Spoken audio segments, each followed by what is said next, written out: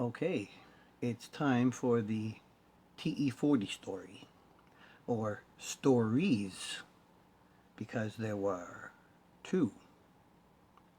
The first one was a complete catastrophe, unsavable, sorry to say. And number two, somewhat savable, but even though I still recently, in the last video, showed you I had to do some more rework, another fret leveling, but in the end, I still have a problem with that neck.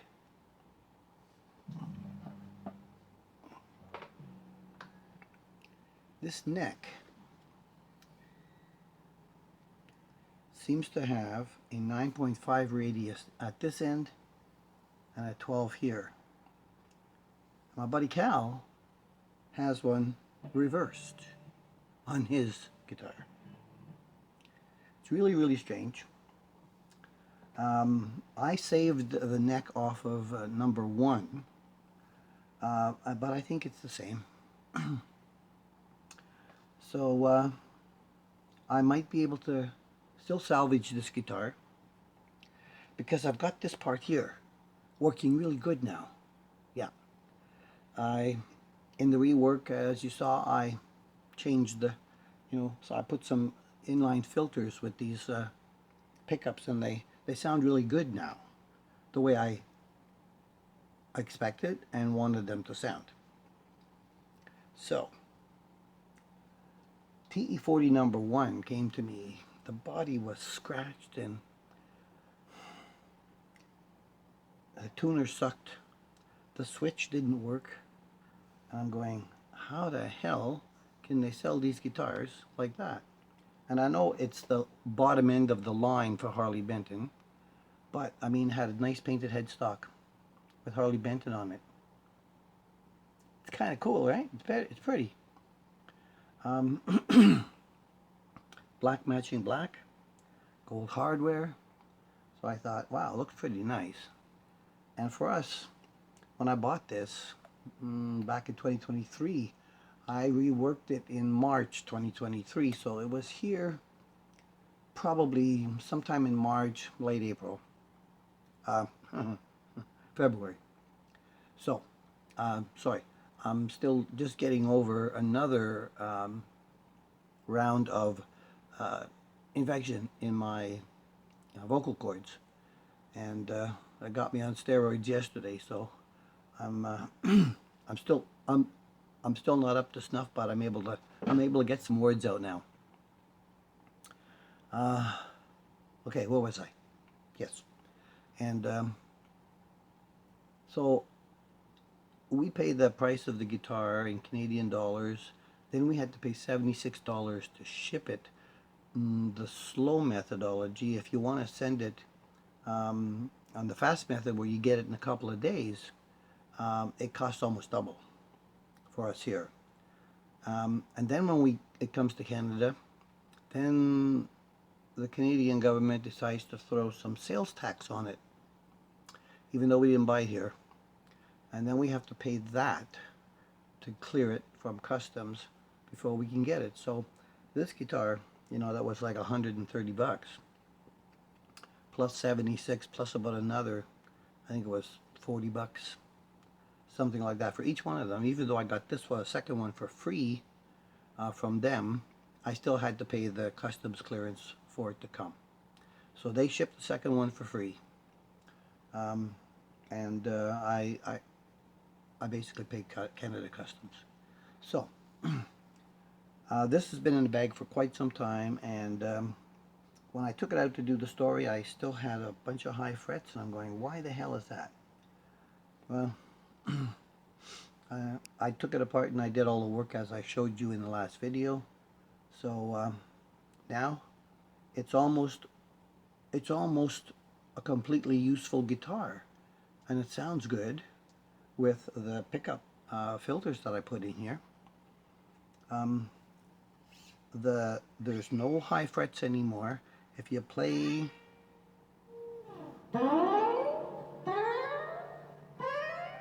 right up, there's no problem. But if you do on those two strings, and maybe the G. The G is exempt because it's on the hump, and as you bend it, you're going to the lower part of the frets so it doesn't choke out. So these two.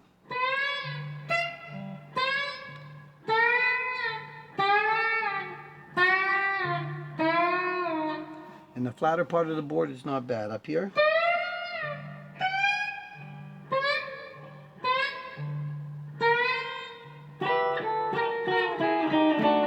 I have another guitar like that, which I don't like. I can't remember which one it is, but I think I might look for an alternate neck, because now that I've got the bridge working and the electrics the way I want them and the pickups with the filters, I'm able to get the action that I want with the type of shim for this, neck pocket. I really thought that it was going to play perfectly until I found that. And the only thing I could possibly do is almost take the frets down to the wood here, and it's just, it's not something I really want to do. But it is good.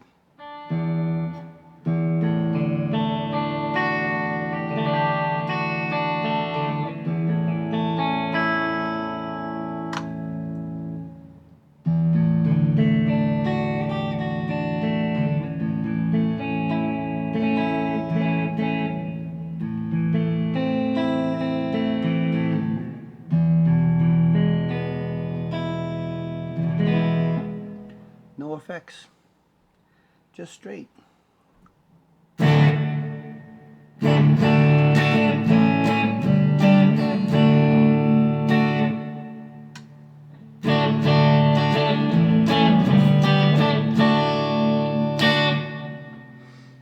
Yeah, if it wasn't for that, it would be perfect. So I might try to find another neck to go on here and see if I can at least save it completely. So this thing has put me through a lot of grief. This is the last Harley Benton I bought. I believe it's the last Harley Benton I'm ever going to buy.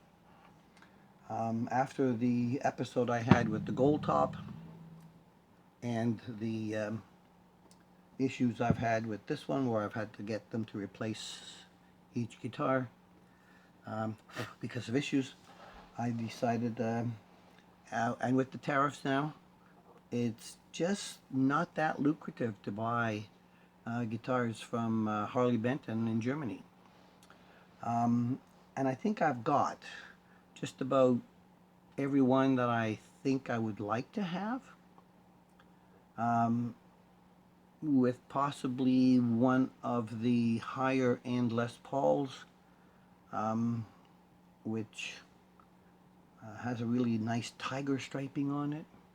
Beanie from the Bedroom has one with Tesla pickups, although I don't really care for the Tesla pickups as much as he does. Sorry, Beanie. Anyway, I digress. I'm going to see what gives, I've done a lot of work on this thing to get it to be what it is. Even having to, make a new nut and shim that up nicely and put the new string trees and everything on it. Locking tuners. I did my part, making this punch above its pay grade sort of thing, and I think I might, if I can find another neck, try it. It won't say Harley Benton on the headstock or anything like that, which is too bad, but what can you do? If I want to get around this problem, that's my only choice. TE1, or I should say TE40 number one. I dismantled it. I saved the parts out of it. The body is on the floor, the other part of my basement. The neck, as you know, I showed you, I saved it, and I did a fret job on that as well. It has the same problem as this here, and unfortunately I didn't realize that. So now, even though it's nicely done, and I don't think I can use it anywhere either, anywhere that I don't want it choking out on me. Anyhow, this is a TE40 series. There's a whole series on my website about this saga, and if you wanted to go back and take a look at that, that would be a good thing to do. So the wiring with the new filters in there is pretty good. Let's see, do I have it up here? Yeah, okay, so I can't remember if I showed it in the last video or not, but okay, so here I'm going to put it up on the screen here, and you can see in each one of the pickups that now there's a tiny little square there where it says base filter circuit, and it's different for each one of them. I used the gizmo box, you know, from my designs built off of what's his name, Waylon? I can't remember his full name. Waylon Guitars, Australia or New Zealand. And so I've got a 66K in parallel with a 4700 picofarad for the neck pickup, and that brought the resonance point where I wanted it. And then on the neck, there's 500K resistor in parallel with a 3300 picofarad capacitor, and that brought this where I wanted it. So this one was a little bit too dark, and this one, I can't remember, it was something that I didn't like about it anyway, but and it could have been the low end on it as well. So I have two of these that I saved off of the first one. So now that I've done this, I know that I can use those pickups in something else with this kind of a filtration system going on. And of course I would check it with the gizmo just to make sure that the other ones would be exactly the same or pretty close. As it turns out, I'm getting pretty close to the end of being able to find new budget guitars that are still budget and available to us here, either in Canada or across the States, where I have to make a trip to go get them because they won't ship them on my side of the border. So even that is an investment for me above and beyond the price that I pay, but roughly a 34% markup in exchange rate. And most of the time, you know, the boys at the border, they don't charge me any tax if I bring it across myself. But it's a day's trip for me to go to Michigan, and the price of gas here in Canada is you know, roughly anywhere between, right at the moment, $1.50 to $1.60 something, $1.62 a liter, guys. You know, so you multiply that by 4, and you get pretty much an imperial gallon. And if you take a little bit off of that, well, you know, it's a US gallon. So like 3.5 liters would be about a US gallon probably. So we're looking at you know, a lot more money for gas up here than stateside. But you know, we're not as bad as some other European countries that I've been in, and Australia. Anyway, guys, I'm not going to play this because of this problem. I just wanted you to know that yes, it is still surviving, and it may have one more life with a new neck if I can find one that I would like to put on here and that will fit this pocket. I have to measure this heel again.